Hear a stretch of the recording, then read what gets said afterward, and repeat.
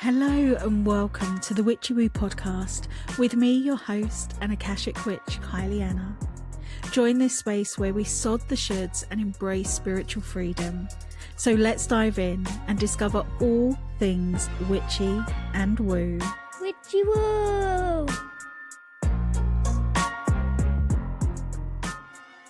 Hello my lovelies, and welcome back to the Witchy Woo Podcast. So in today's episode, it's been one that's been sitting on my heart for quite a long time, because I have a feeling that if you found your way here, there's a really, really good chance that you have felt this way as well. And it's something that you perhaps don't feel all the time, like not every single day. Maybe nobody looking at your life would even know this. Maybe you've never even really voiced this or examined this within yourself.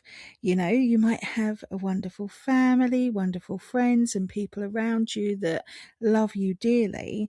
And yet every now and then there's this little creeping feeling that kind of tells you, I don't belong here.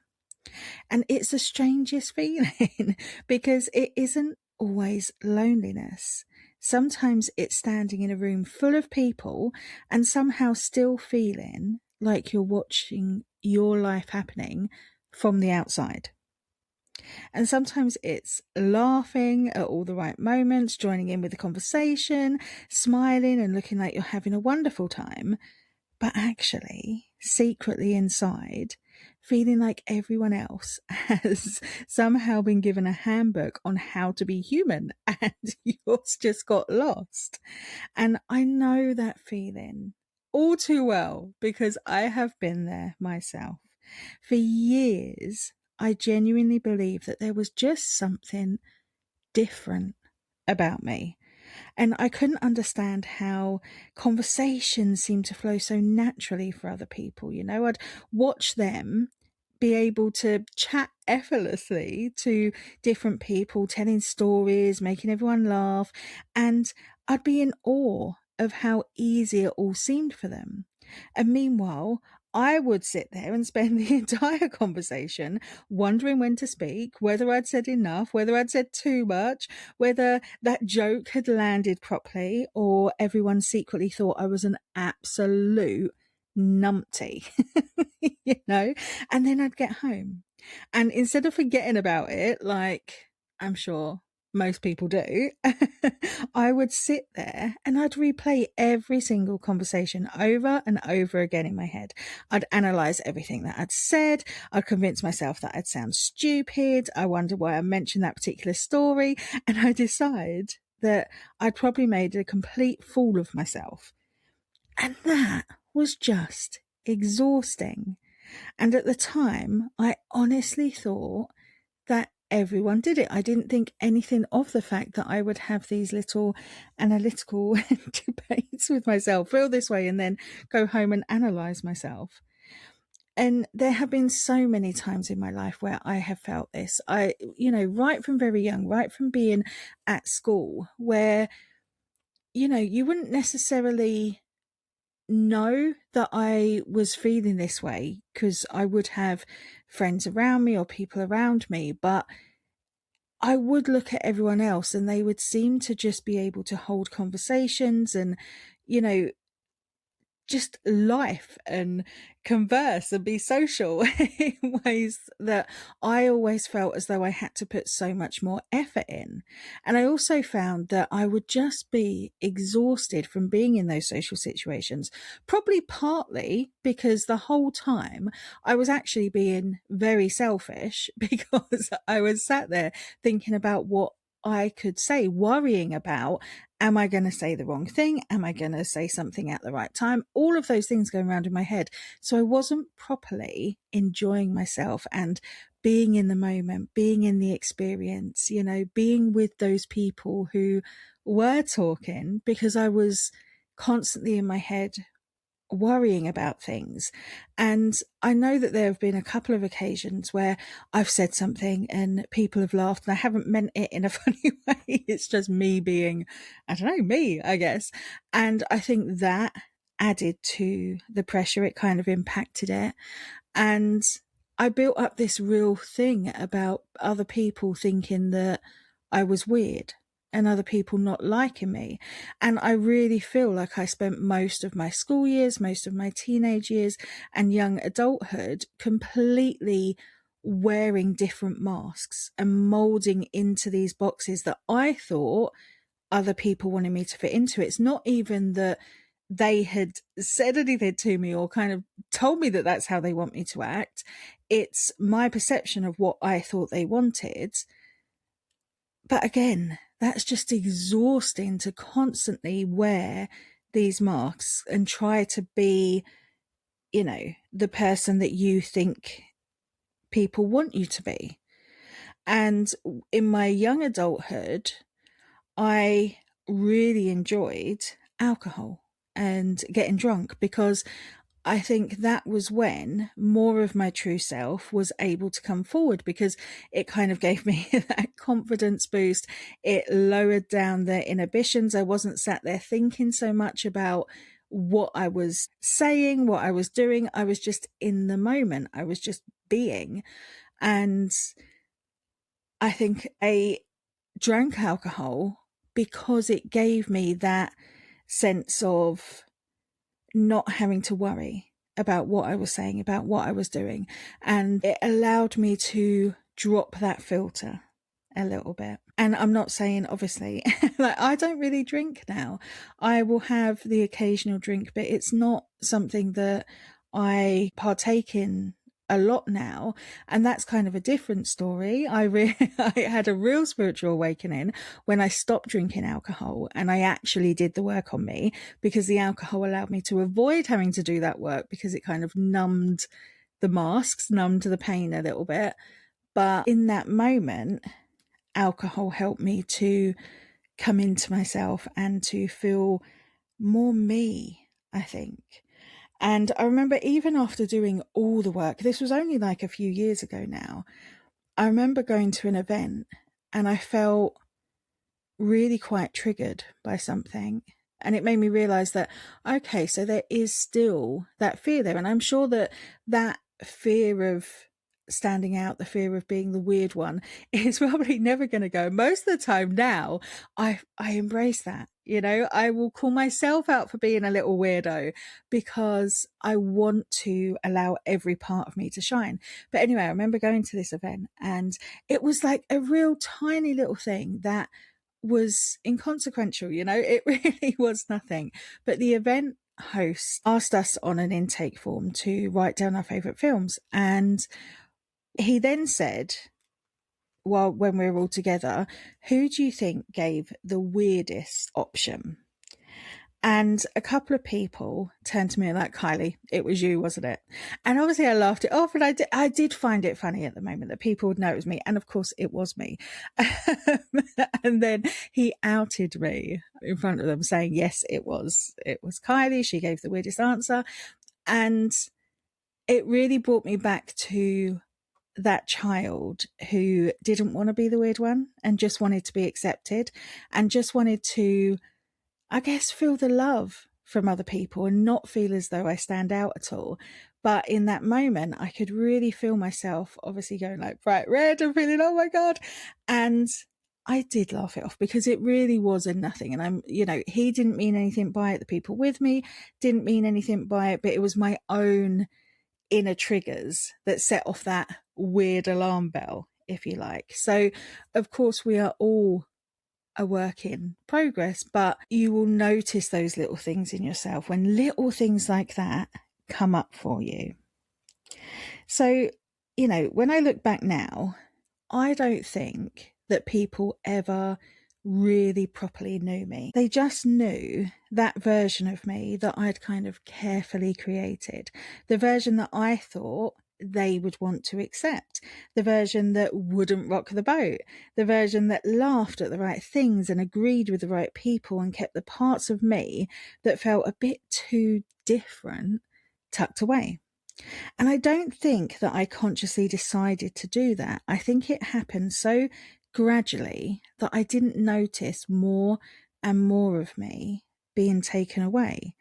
Every comment, every awkward moment, every time I felt different, I just adjusted myself until eventually that mask felt so familiar that I forgot that I was wearing one.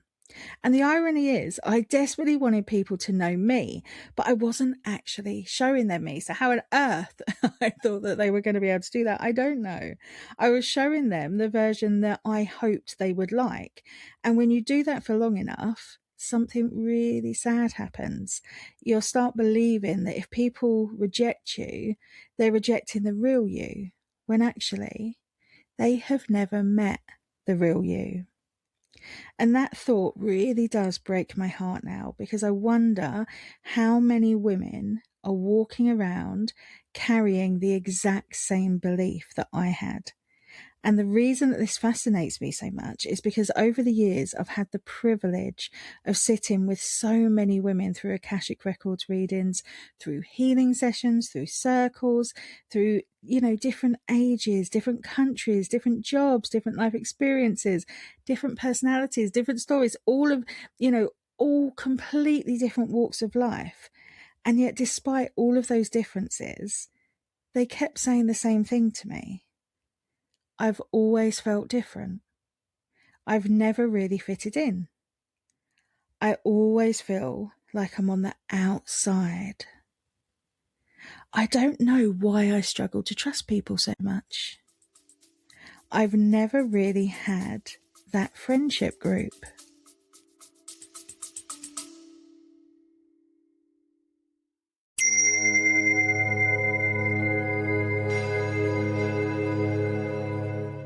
This podcast is sponsored by The Strange Apothecary, and we are so honoured to be here. If you've ever felt called to tend to your body the way that you tend to your altar, with intention and devotion, with plants that carry their own ancient intelligence, then this is the place for you.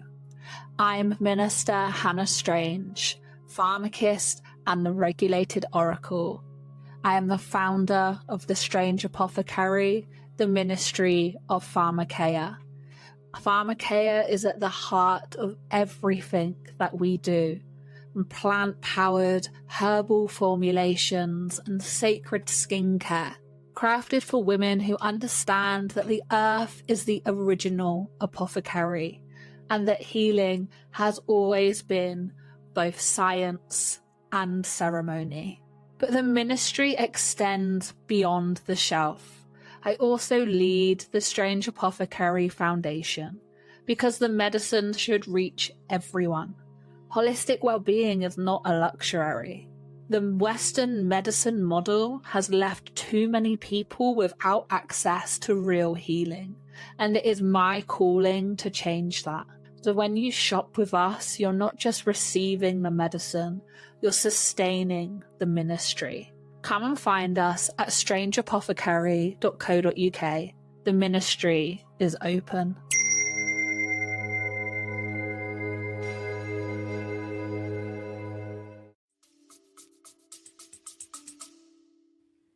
I feel I have to be someone else around different people. And I don't actually know who I am anymore. All of those statements kept coming up on repeat. And if as I was saying them, you felt them, please know that you are not alone, not by a long shot, in any of this. And after hearing these words so many times, I just couldn't ignore them.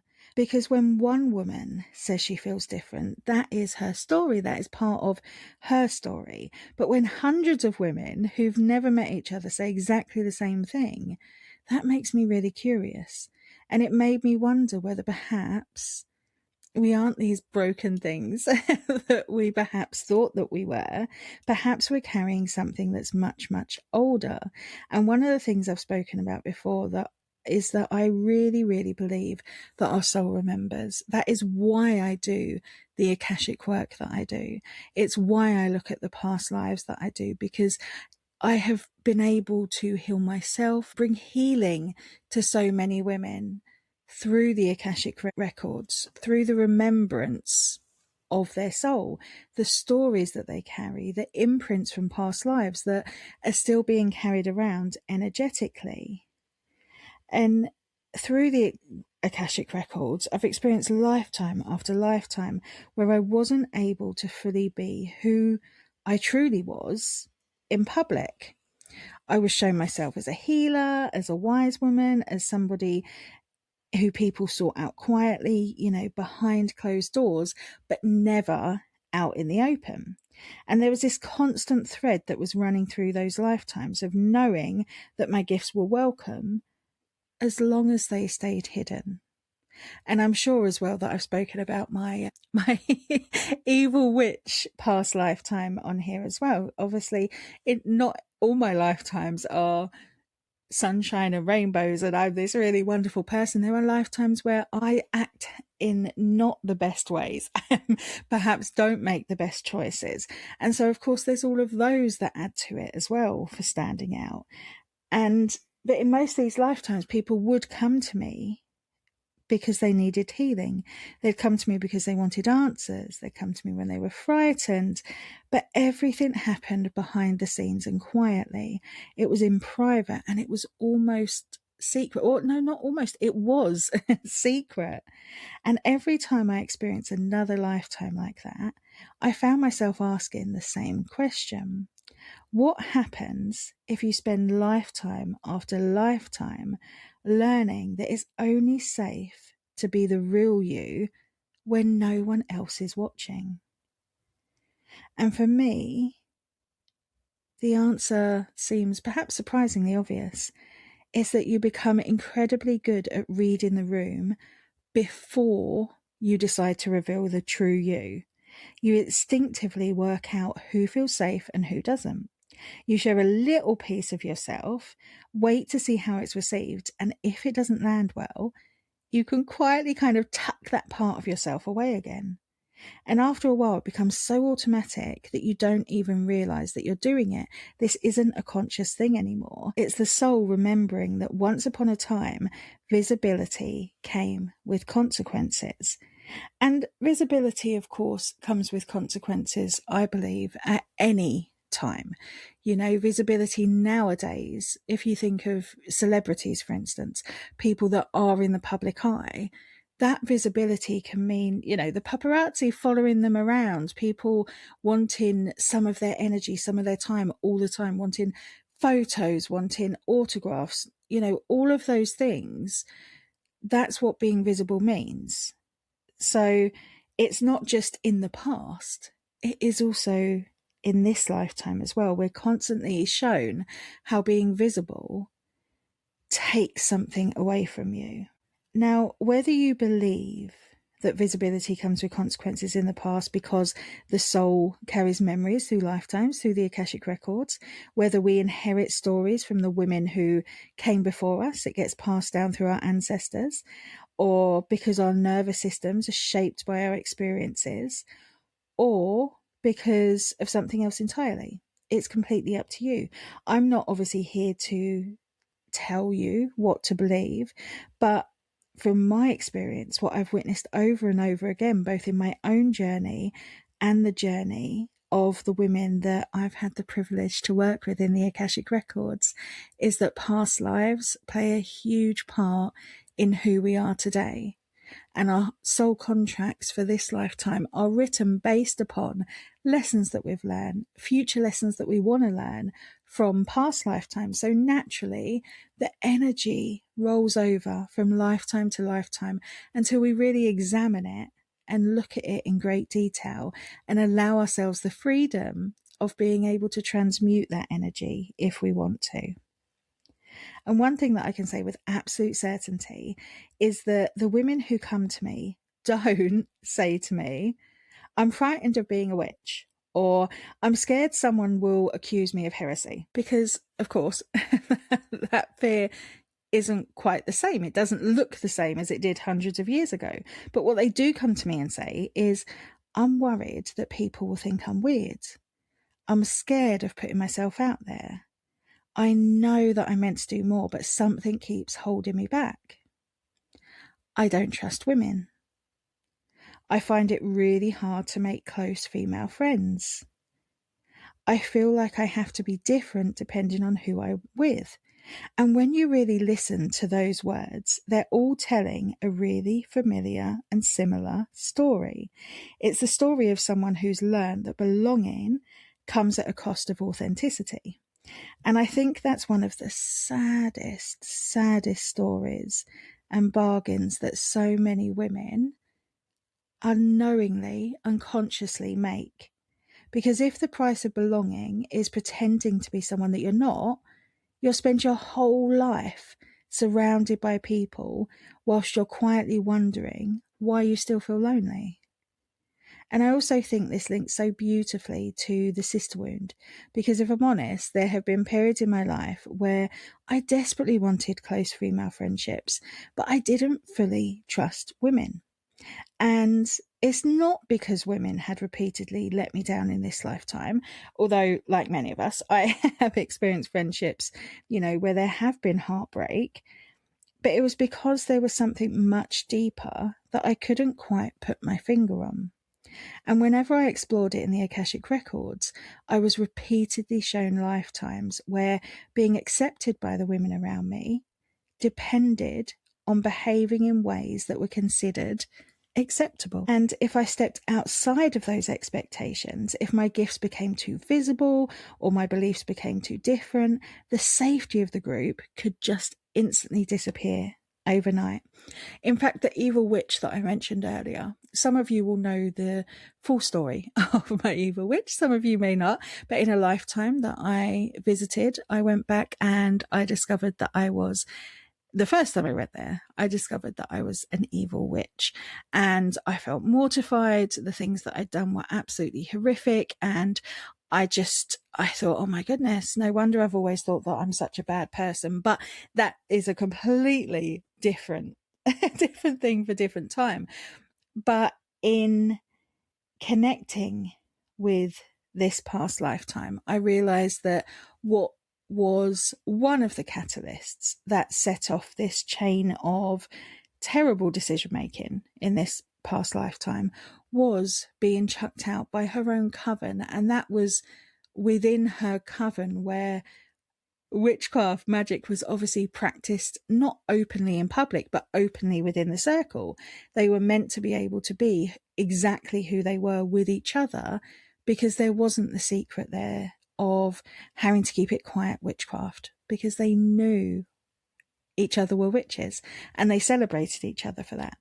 But I was chucked out of the coven. And so for me, a big part of my sister wound was that these people that I trusted, that I loved, turned on me and threw me out, and they discarded me like I was nothing. That's how I felt in that lifetime. So it's understandable how when I look at the patterns throughout this lifetime, the wanting to be safe, the wanting to not stand out, the wanting to not be chucked out of the pack, how it has gone through this lifetime as well. And when we go into the Akashic Records, whatever the details are about that lifetimes, the lesson that seemed to echo forwards was always remarkably similar, which is why I think I am destined, and part of my purpose is to help women with the witch wound, with the sister wound.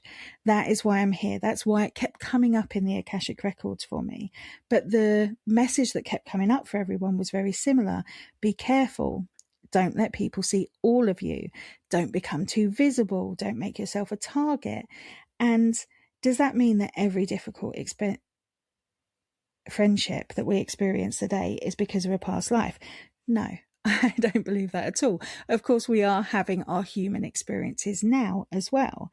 Relationships are wonderfully complex, and there are so many reasons that we can struggle to trust, from childhood experiences to betrayals in adulthood and everything in between. But I do find it fascinating that when I ask the records to show me where that fear has originated from, for me and for my clients, they consistently take me back to those themes of hiding and masking and carefully deciding who it was that I could be, who it was that they could be, who it was safe for them to show up as. And perhaps that's why this season means so much to me, because every single episode has really been exploring one of those different masks. The woman who learned to stay small, the woman who became the strong one, the woman who craved conversations with more depth because surface level conversations never really satisfied her, the woman who believed that she was too sensitive, the woman who was terrified of her own potential. None of those women are separate from one another. They're all wearing different versions of the same armor. And I wonder whether the woman who has never quite felt like she fitted in is simply wearing another version of it too. Maybe she isn't looking for somewhere to fit. Maybe she's looking for somewhere she no longer feels the need to wear a mask, because let's be honest, that's where the real magic is. And those two things are very, very different. And I believe that one of the greatest gifts that we can experience in any lifetime is to sit with someone and feel no pressure whatsoever to perform. No pressure to be funny, to be clever, to be calm, quiet, more spiritual, more successful, less emotional, all the things. Just the overwhelming feeling that you can exhale. Because perhaps for the first time in a really long time, you're just being loved and held as you, rather than tolerated for who you're pretending to be. And the thing that I find really beautiful is that the women who eventually find Witchy Woo often tell me that that's exactly how they feel.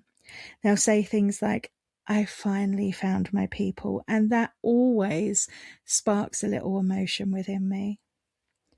And it's not because we all believe exactly the same things, or because we all practice spirituality in exactly the same way, because we don't, but it's because there's a shared permission there to be curious, to ask bigger questions, to embrace the weird and wonderful parts of ourselves and stop apologizing for being fascinated by things that other people just simply don't understand. And that doesn't mean that everybody outside of this community is wrong. Of course, that's not what I'm saying. It just means that you've found a place where you don't have to keep explaining yourself, where you really can be you. And I mentioned earlier about how now I try to embrace all of me as much as I can. And I will openly call myself out for being a little weirdo and, really embrace those weird parts of me, because I do now love the weird parts of me.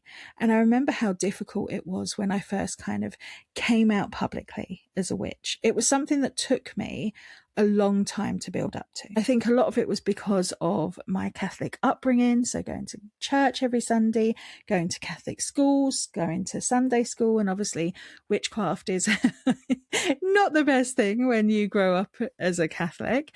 It is considered to be evil, to be satanic and all those things. So it was really difficult to come out and say, look, I am the person that the people that I grew up with feared. I am now that person who we are told not to be in Catholic school as we're growing up. But I had a much, much warmer reception than I ever could have imagined. I'd imagine, pitchforks and all these things. But actually, when I really, truly bared myself and came out as a witch, there were, of course, a couple of family members who were concerned about me, and it was from a place of love. But on the most part, people loved it and accepted it. And of course, as we know, people spend far less time thinking about us than we think they do. It was, a nothing really to them. It was, oh, that's great. Good for you. And to me, it was a massive deal. It was me taking that first step to say, this is me. This is who I really am. You can take me or you can leave me, but I'm no longer willing to adapt myself to fit what you want. And that in itself is so incredibly powerful. And it really can change your life. So I highly encourage it. And if you are sat there feeling that this episode has really resonated, then I would love to hear from you at any time. I always love receiving messages, receiving emails. Please know that you can reach out to me at any time. You can email me, Kylie@witchywoo.net. You can send me a friend request on Facebook, Kylie Anna. I would love to hear from you. And until the next time, I'll speak to you soon.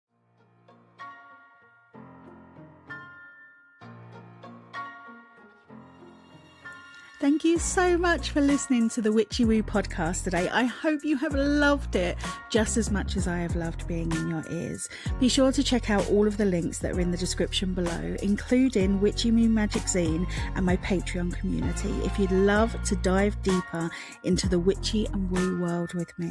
And please remember to subscribe, leave a review, and share this episode with someone who you feel may need it.